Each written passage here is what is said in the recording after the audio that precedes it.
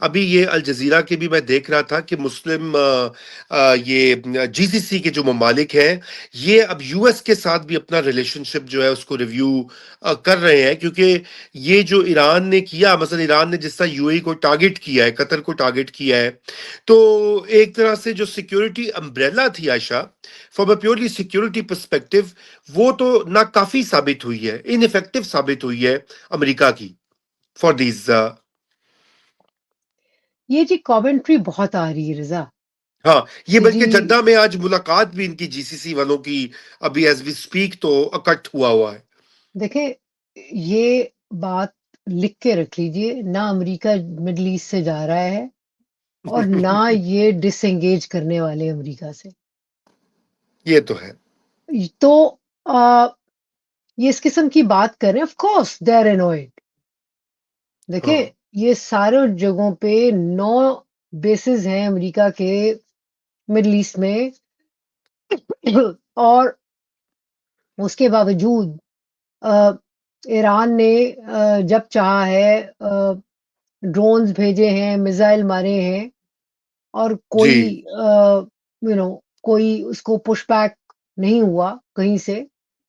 America, पहली बात तो ये है जी कि अमेरिका से एक्सपेक्ट करना जो है वो बहुत बड़ी गलती थी, क्योंकि जितनी बम्बार्डमेंट तेहरान की और ईरान की है, उससे ज्यादा और क्या कर लेते।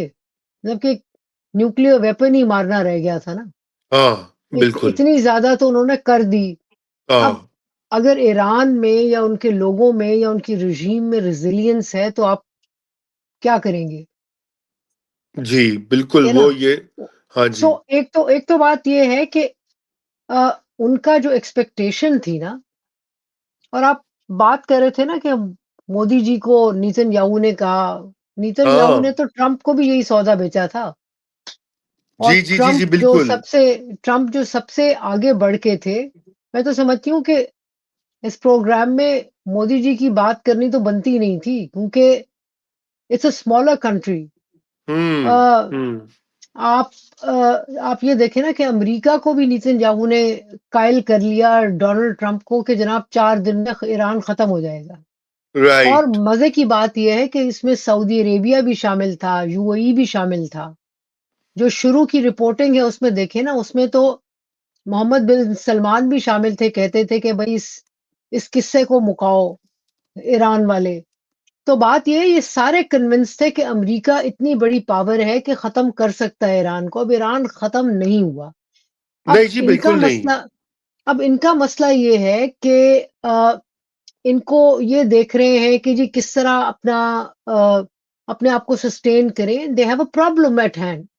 हम्म। गल्फ के सामने एक बहुत बड़ा मसला है, और वो ये है कि अगर ईरानी रजीम सर्वाइव करती है, अभी भी वो गेम चल रहा है। अगर ईरानी रजीम सर्वाइव, जो कि वो कर गई है, लेकिन उसके एक फेजेस है ना, तो अगर ये सर्वाइव कर जाती है, तो हमारे ऊपर क्या इसकी इम्प्लीकेशंस होंगी। सो उसकी वजह से they are looking for a second layer of partnership कि अच्छा, अ, अब सऊदी अरेबिया ने तो जाहिर है अपना ढूंढ लिया। सऊदी अरेबिया ने पाकिस्तान के साथ किया एक जो म्यूचुअल डिफेंस एग्रीमेंट है, जिसके तहत एक आपने एक सिक्योरिटी कवर आपको मिल गया रीजनल लेवल पे। एडिशनल जी। ठीक है, कि अगर बिल्कुल। होगा तो हम तड़ी देंगे कि अच्छा, फिर हम ये कर लेते हैं। तो करेक्ट। अब बाकी जो है, यूएई भी कहीं जाएगा ना, तो यूएई भी पार्टनरशिप ढूंढ रहा है। हाँ इसराइल जो उसकी चॉइस है, इसराइल और अ, ये जो है इसराइल एंड इंडिया, कोई इनके लिए आके लड़ेगा। आप देखे ना, जब से ईरान के साथ हो रही थी, और बहुत सऊदी अरेबिया में डिस्कम्फर्ट भी था, बट और पाकिस्तान ये बावर भी करा रहा था कि जी हम आपके साथ ही हैं, लेकिन मुसलसल कह रहा था भाई रुक जाओ रुक जाओ रुक जाओ, अभी फौरन जंग में नहीं जाना चाहिए। और वो भी समझ रहे थे कि जंग पे फौरन जाने की जरूरत भी नहीं है। सो ये जो एडिशनल रीजनल लेयर्स हैं, रीजनल कनेक्टिविटी जो कि इमीडिएट क्राइसिस को डिस्पेल करने के लिए इनको चाहिए, वो ये सारे करेंगे या कर रहे हैं।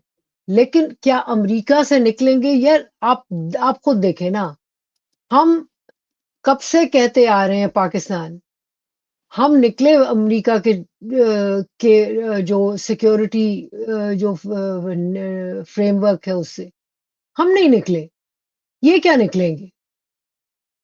सो ये कहना कि जी हट के कोई चाइना चला जाएगा या रशिया, उनकी उनके साथ ऑलरेडी डीलिंग्स हैं। आप वैसे मैं कि ऑन अ लाइटर नोट आपसे बात कर रही हूँ मैं कि आप चले जाएं तो खाना काबा में भी क्लॉक्स लगी हुई है मेड इन चाइना। तो जी, जी। वहां से लेके क्लॉक्स की तस्बीहां वहां से लोग लेके आते हैं, मुसल्ले मेड इन चाइना। तो तो देखिए, और दसो। वो पार्टनरशिप्स जो हैं वो ऑलरेडी रिलेशनशिप्स हैं, लेकिन जो सिक्योरिटी लार्जर सिक्योरिटी फ्रेमवर्क है वो वेस्ट का अमेरिका ड्रिवन ही अभी रहेगा, उससे निकलते मुझे नजर नहीं आ रहे हैं।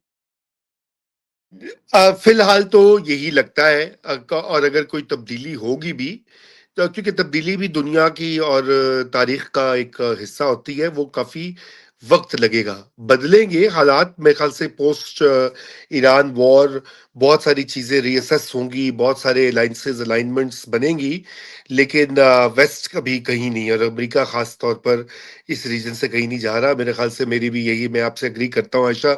आखिरी नुक्ता है और हमारे टॉपिक है ये ईरान के जो third party trade route Pakistan ने खोला है, कितना अहम है आयशा, ये आप समझती हैं? काबिल अमल भी है? और क्या अमेरिका की आशीर्वाद के बगैर, नॉर्ड के बगैर तो नहीं खोला होगा? कल मैंने ट्वीट किया था तो प्रोफेसर एजाज, हमारे कॉमन दोस्त हैं, उन्होंने मुझे ये कहा कि क्या अमेरिका की रजामंदी शामिल है या नहीं है। मैंने कहा जी मुझे तो नहीं पता, लेकिन कोई ना कोई इशारा तो लिया होगा, एवं तो नहीं पाकिस्तान ने ये फैसला किया होगा। मेरा अपना ये ख्याल है जी कि जाहिर है हम्म। अमेरिका की रजामंदी होगी, बल्कि आप ये देखें कि नीतनयाहू ने भी क्रिटिसाइज नहीं किया। हाँ, कुछ नहीं अ, कहा। तो इसराइल ने भी नहीं कहा। आई थिंक ये वो जो गुफ्तगू जारी है, अ, मैं समझती हूँ कि जी आपके हमारे एक कॉमन दोस्त हैं यूसुफ नजर साहब, उन्होंने बल्कि इस पे एक तफसीली ट्वीट भी की थी। दैट्स राइट, बिल्कुल मैंने वो देखा। आप देखें, जिसमें उन्होंने कहा है कि ये एक एडिशनल रूट है, मतलब कि जो पाकिस्तान बॉक्सिन हो गया था पहले कि सिर्फ अफगानिस्तान के थ्रू ही सेंट्रल एशिया तक जाना है, अब ये एक और ऑप्शन है। लेकिन ये ऑप्शन जो है ज्यादा कॉस्टली है शिपिंग के लिए, ट्रेडर्स के लिए। सो वो अफगानिस्तान को आप बिल्कुल काट नहीं सकते, और ये जो है ये एक एडिशनल बेनिफिट है जो कि पाकिस्तान के लिए भी होगा, ईरान के लिए भी होगा, बाकियों के लिए भी होगा। अब ये कितना सस्टेनेबल होगा, कितना सस्टेन करेंगे, कैसे होगा, ये जाहिर है, but it's a good development. आप ये जी देखें ना कि बिल्कुल। सालों सालों साल रजा हमने अमेरिकन सैंक्शंस की वजह से बहुत कम डायरेक्ट ट्रेड किया है ईरान के साथ। अब देखिए जी, ये जो हो रहा है तो इसमें जाहिर है, मैं समझती हूँ कि कुछ ना कुछ रजामंदी तो ट्रंप साहब की होगी।